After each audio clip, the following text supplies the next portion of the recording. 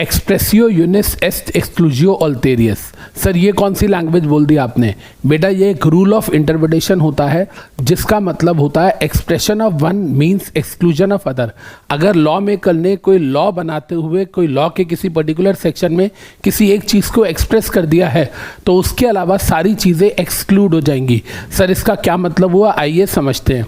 जैसे आप सेक्शन 149 अगर खोलेंगे कंपनीज एक्ट के वेयर एक्ट में तो वहाँ लिखा है every company to have board and उस बोर्ड के अंदर they should have individuals as the directors, यानी कि हर कंपनी को बोर्ड ऑफ डायरेक्टर्स बिठाने ज़रूरी है और उन बोर्ड के अंदर जो डायरेक्टर्स बैठेंगे वो इंडिविजुअल होने चाहिए। अब लॉ मेकर ने एक्सप्रेसली प्रोवाइड कर दिया इंडिविजुअल, इसका मतलब अदर देन इंडिविजुअल डायरेक्टर नहीं बन सकते।